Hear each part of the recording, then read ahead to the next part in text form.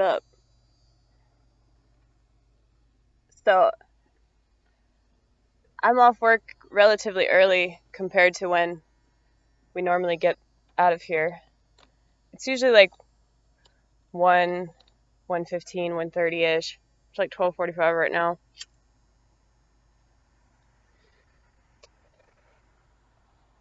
We're pretty understaffed tonight, too. You know what's so funny? Is that whenever we have enough people, like, nobody knows how to communicate. And then, like, a lot of people slack off and, like, don't do their job. So it's still just, like, 2 or 3 people doing all the work, right? But then when we're, like, short-staffed, because we know, like, what we're up against, we all work together and we work really hard. Isn't that so funny? Like, I like working in a place where you have to, like, scramble and run around like you're crazy. Because, I am crazy, so there's no simile there. But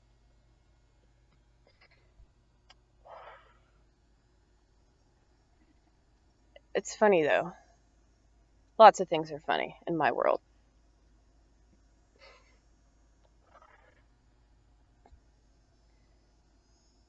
You should do this tomorrow night if you get off work early.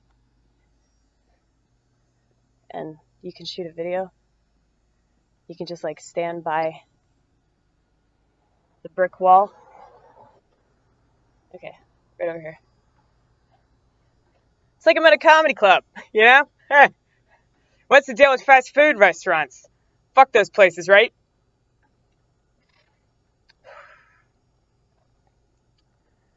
Shittier the food, the shittier the people who consume it. Just something I've noticed. You got some nice people tonight. I did. I had like 3 people tell me to like have a blessed day. I used to say that shit, okay? I used to believe in God. I used to be a retard.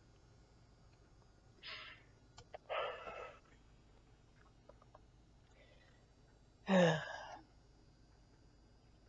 still say have a blessed day. It's on my like voicemail message. So anytime you call me and I don't pick up the phone, which is, typical of me, I'll tell you to have a blessed day. Very end of my message. I've had that message for like 7 or 8 years.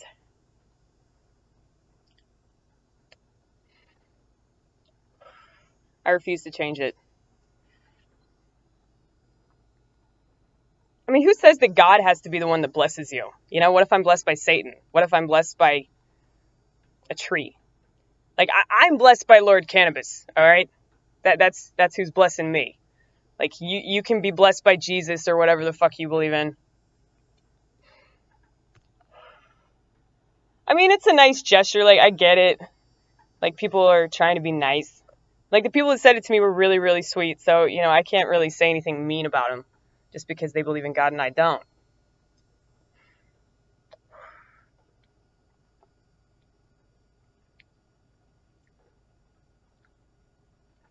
I'm just swallowing.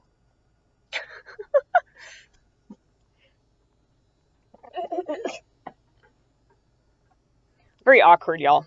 Extremely awkward. I know how to talk to people unless they're like me. There was this lady tonight. I said, go ahead. Immediately when I heard the beep.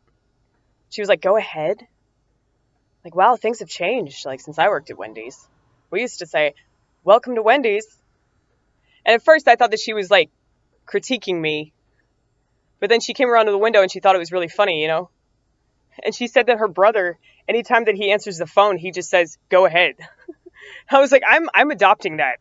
I am never saying hello ever again.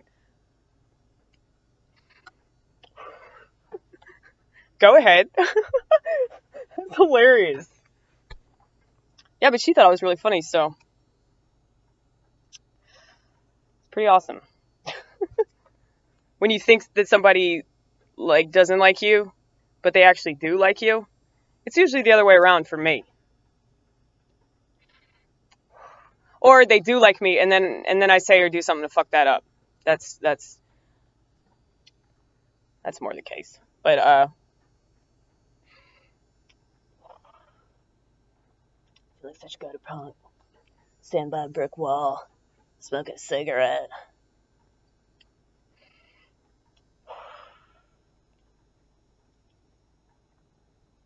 A lot of people like to smoke parliaments, even though they taste like ass. And they act like they're like gritty and artistic and shit because they smoke pfunks. I used to smoke those. I think I smoked pfunks for like 2 days. I was like, fuck this shit.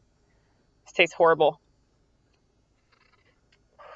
All the kids I met in Narcotics Anonymous smoke pfunks because like they have the little thing at the end of the filter where you can like insert some cocaine and bump it.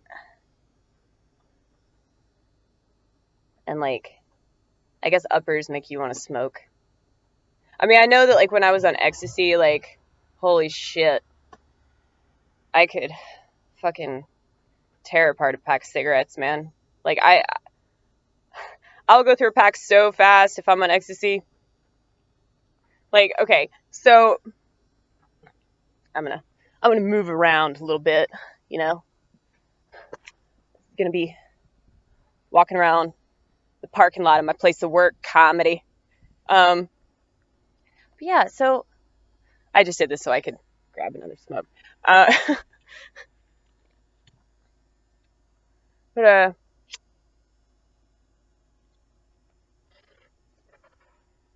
this one time I did Molly, and I was at a rave, and it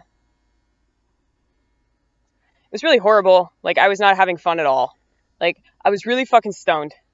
Like, I smoked a shit ton of weed before I went to this rave, and I was still angry, you know, because the only reason I was there was because, like, my friend, who's like my little sister, you know, like, she really wanted to go to this rave, and like, she's really attractive, and I was worried about her, you know, because she wears all these like really scandalous outfits, and at the time she didn't have a boyfriend, so like, I was worried that, you know, something was gonna happen.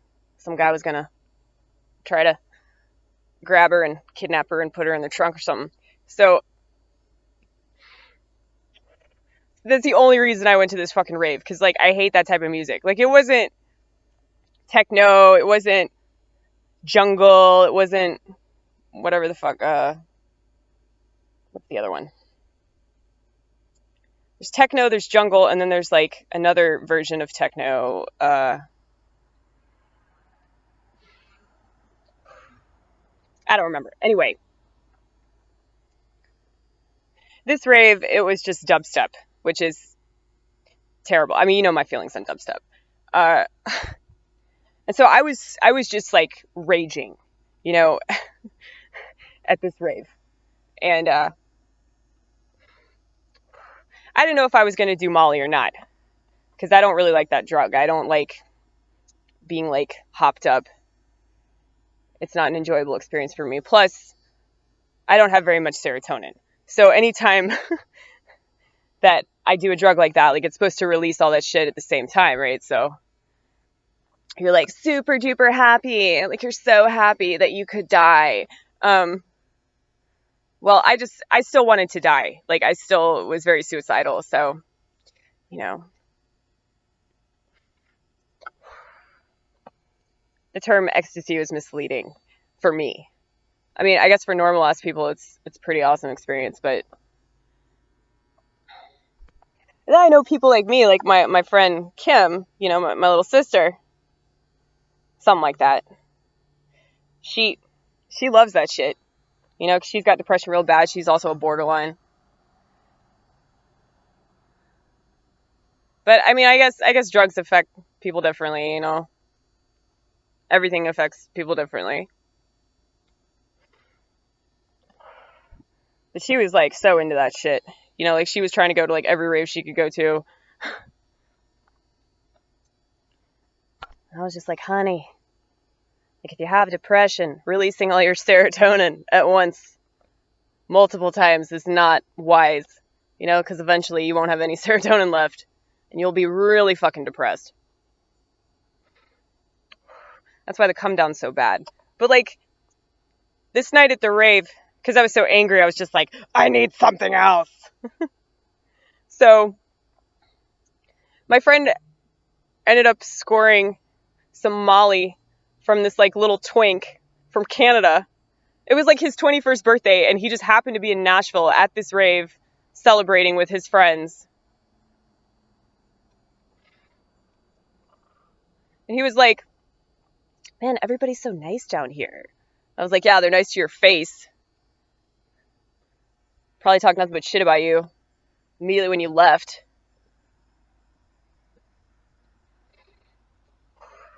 Because that's the kind of shit they do in the South, you know? Unless you're black, then they just wave around the Confederate flag like it's nothing. But, yeah, so, yeah, we got some Molly from this Canadian faggot. And, it's true, like what they say, like they kept telling me like, oh, well, you know, in order to like really appreciate dubstep, like you have to be on mdma. I was like, that's fucking crazy, man. Like you know,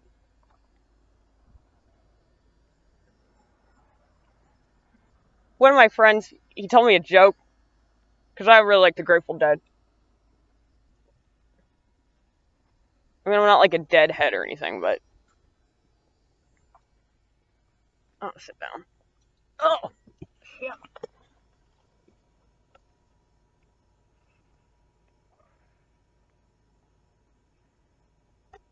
Yeah, he told me a joke. He said, what did the two deadheads say to each other when they ran out of weed? Man, this music sucks.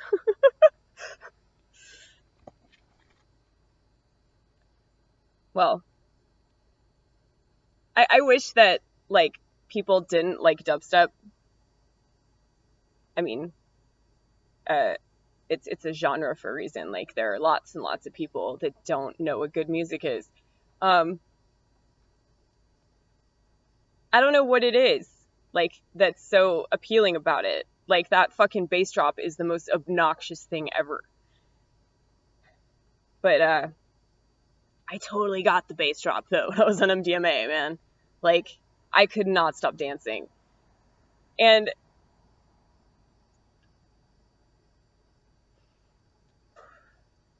I had to like an open pack of cigarettes, and they didn't allow you to take in cigarettes unless they were wrapped, unless they were like sealed. Because I guess they thought that, you know, you were going to try to smuggle in drugs. I'm like, no, there are better ways to do that.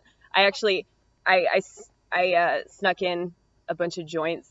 I put them in my sock.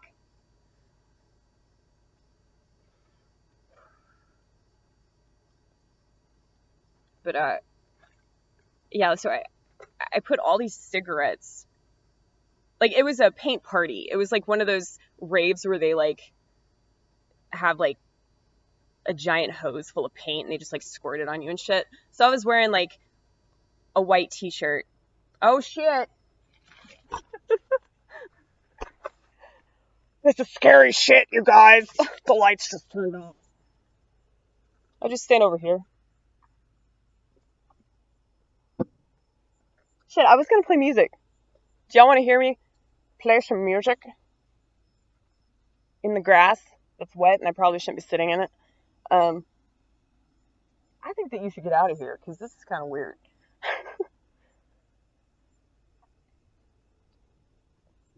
No, I'll play music when I get home. Okay. I gotta finish the story though. So, I was wearing this white t-shirt, and like, as you guys know, I don't wear a bra. But I had this like sports bra that I wore under the t-shirt. And so, this is so fucking stupid. I put all these cigarettes in my sports bra. And I just didn't think, like, okay, if you're gonna be on fucking Molly, like, you're gonna be dancing and sweating, and so, like, I was so fucked up, man. And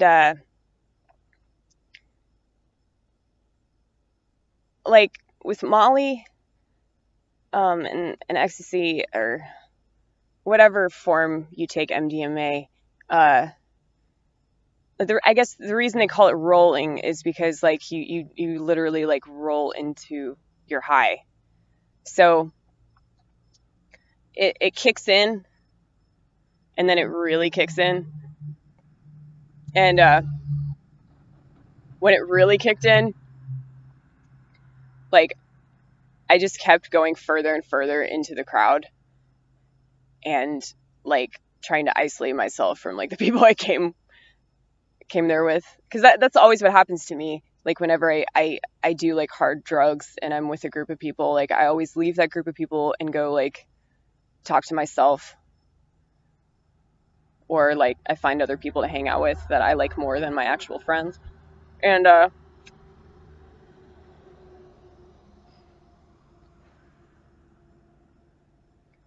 mean, the friends that I went there with, they were cool and everything. That's just what happens to me whenever I'm on heavy drugs. But, like, I was just, like, wandering further and further into the crowd, right? And, like, I didn't have any water.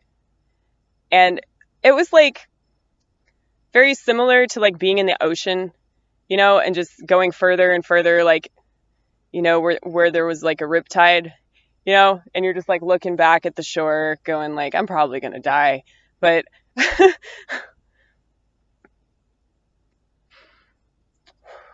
I realized that, like, I needed to, like, turn back around and, like, go find my friends and, like, get some fucking H2O before I just passed out in a sea of, like, fucked up half naked teenagers.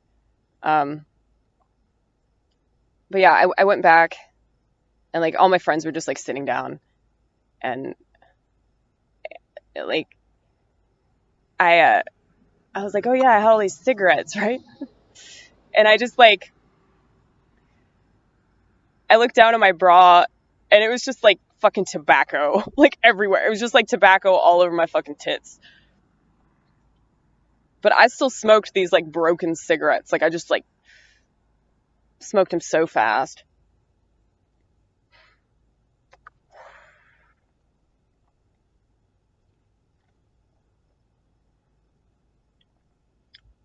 I gotta tell you this joke because my colleague Josh Wagner thought it was really funny, so I'm gonna recite it now.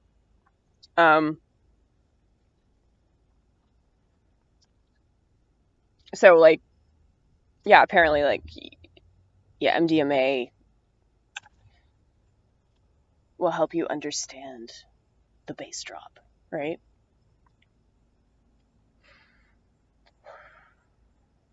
They don't really say that about, like, other genres, like, man, like, in order to, like, really appreciate Jars of Clay, like, you've got to be, like, fucked up on whiskey. Or, like, man, have you ever tried listening to Nickelback on PCP? Like, dude, like, you will really, like, relate to Chad Kroeger. Like, you will get his lyrics, but only on PCP. See, that's lame. Like, I can understand, like, drugs enhancing a musical experience, but to require drugs to understand a musical experience, like, that's retarded. Like, that means that music is worthless. Maybe you should just start telling everybody, like, yeah, in order to, like, really understand my comedy, you got to eat one of my pot cookies. Like, that's the only way that you'll get it. And you can't just eat, like, a regular ass pot cookie. It has to be from me, okay?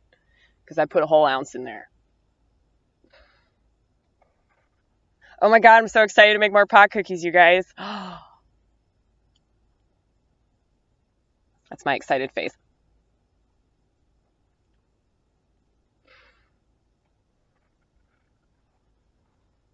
don't know what I was fixing to say.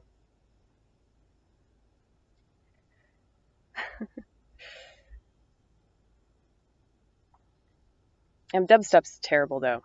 It's just, like, the most god-awful music ever made. Like, after we left the rave, we went to Steak and Shake, where, like, we all worked at Steak and Shake, right? And at the time, like, Steak and Shake was still open 24 hours. So we showed up around, like, 2 o'clock in the morning. Still just, like, so fucked up. All of us were so fucked up. And my friend Alan with a Y, shout out, I miss you so much. You're so awesome. You bitch like a woman, but you're easy to make fun of, and for that reason alone. And he was fun to work with, though. He was so much fun to work with. Mainly because he thought that I was hilarious. But yeah, so he was working that night. And like, we went to Steak and Shake so we could take a piss. And like, the music that they were playing at Steak and Shake, I remember, like, I'm a huge fan of Billy Joel. And they were playing Billy Joel in the bathroom. And I just, like, didn't get it. I was like, man, this music isn't what I thought it was. And, like, the only music I could listen to was dubstep. So, like, my friend Alan that, you know, listens to terrible fucking music.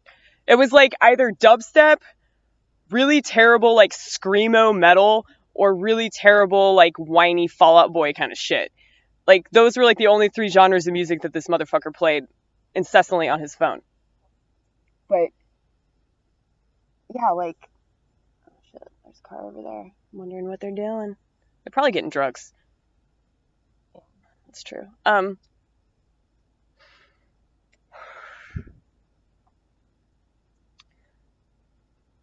have this fear of being kidnapped, you guys. And it's also, like, a fantasy. Because I think, like, oh, maybe my kidnapper will be, like, really fucking cool and, like, we'll fall in love or some shit. And then I'll probably develop, like, Stockholm Syndrome. But, anywho, see how easily distracted we get, you guys? Happens so quickly.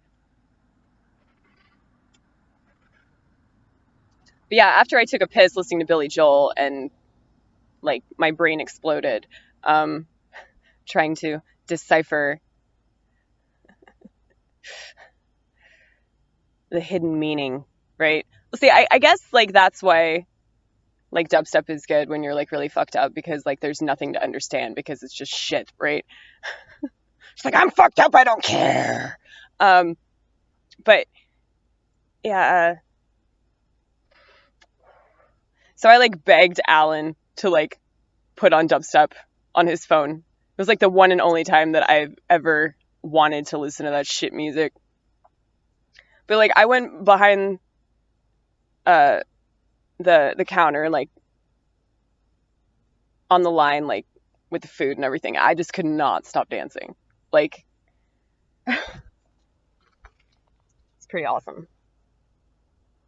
Even though part of me is like, ashamed that I did that. Like, I was really hoping that the music would still be terrible, even with MDMA, but it does make sense out of the bass drop. I pride myself on, like, you know, my music taste, and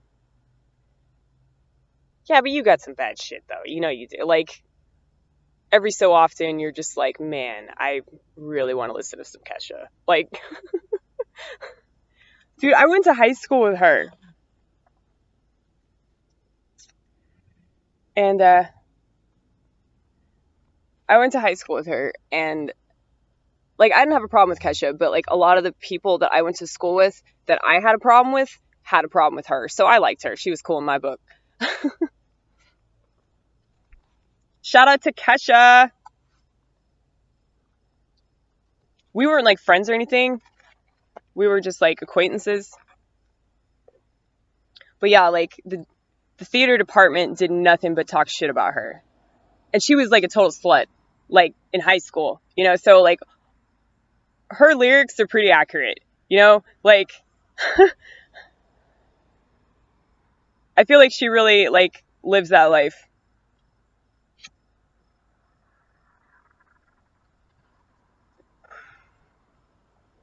But I like her music because it makes me laugh. That's really like why I listen to it, because it's so fucking ridiculous. But it's like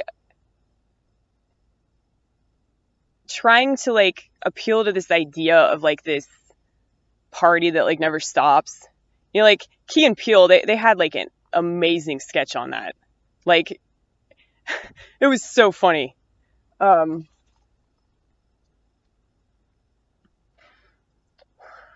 like I've noticed like a lot of like pop songs, a lot of like dance numbers. For whatever reason, like they equate dancing with death.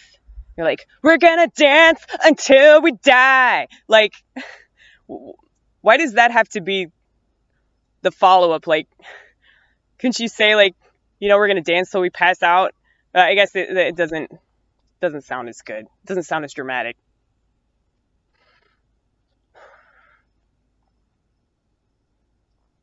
Yeah, but that makes sense though when you're on like ecstasy, because like you could die. You know, like I'm so happy. I'm happier than I ever thought I could be. See, when I was on Molly, like that was actually a really cool experience, because like I didn't want to be on it, and I think that's the only reason why I had fun that night, because I was already like pissed off, like in a social situation that I had no desire to be in, and so I really was doing Molly as like a mode of survival.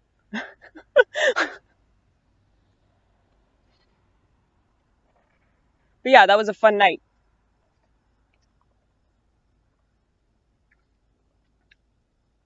And because I know a lot about that drug, and like, you know, I knew what I was getting myself into, like I really didn't come down that hard the next day. So I ended up like taking Molly like a few weeks later at work. And that was like easily like one of the worst decisions I've ever made in my entire life. Like I thought that I was done making shitty decisions when I quit drinking, but well, you know, that's obviously not true because you're smoking now. Mm-hmm. Mm-hmm. Yeah, but I don't know why I was like, I'm gonna pop Molly at work. Like that's a good idea. Like I was at work until like 3 o'clock in the morning that night, 3 or 4, something like that, and I was just like so fucked up. I don't know how the fuck I was like taking orders and like making drinks and all that shit. Because there was a rave going on that night, and my friend Kim went to that rave as well. And so like she was fucked up on Molly, and she came back. She came back to Steak and Shake, uh, and and everyone was asking me if like I went to the rave, and I was like in work clothes and everything, and I was like, nah, I just look like I did.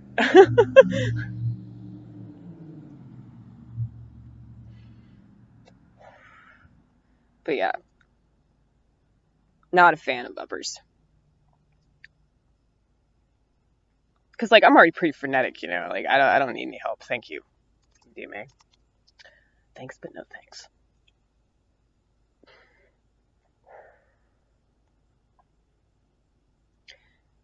The one and only time that I ever like snorted coke, I was in like a Domino's parking lot. I was like so drunk. Like I was drinking bourbon, and I was like hanging out with this cokehead friend of mine, and I was like, I'd never done coke before. And he was nice enough to let me try it.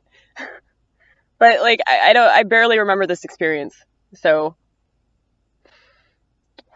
it didn't do much for me. And it's funny though how many people will tell me, "Oh, you just did coke in the wrong setting." Man, you really should be on coke, you know, in a club or a rave or, you know, at work.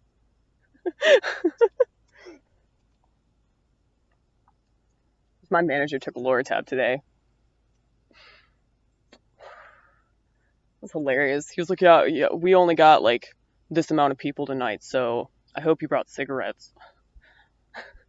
When he said that, I just like immediately ate my pot cookie. I just hate being pissed off at work. That is like the worst place to be pissed off because like you're just stuck there, you know, and you got a lot of shit to do. And then like if anybody says anything that rubs you the wrong way, it's just like, you know, you'll take it personally. And like I'm pretty good about not taking shit personally. Like if I take something personally, you know, I'm in that headspace for about 5 minutes and then I realize like, no, I don't think that this person meant anything against you. They just wanted to vent, or, you know, you're a representation of this company and they really hate this company right now. So that's what sucks about food service. Cause like a lot of the time, you know, you're understaffed and you gotta like pick up the slack for like the shitheads that you work with. And like people are so impatient in this country and they don't understand that they have to like wait for things. So it's like if they're mad that they have to wait, they're going to take it out on you even though like you're busting your ass. It's stupid. It's like nobody's paying attention to like what's going on. Shit used to happen at Steak and Chick all the time.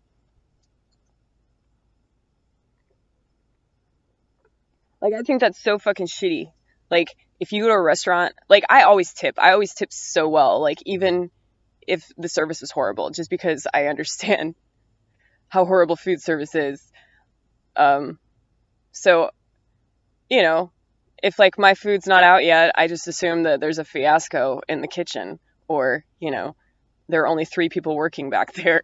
Like that's the gift. That's the gift of working in the restaurant industry. Like you're way more patient and way more understanding and compassionate.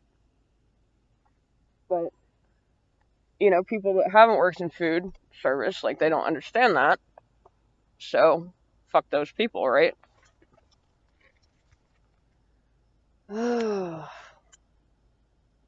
Anyway, I'm gonna go.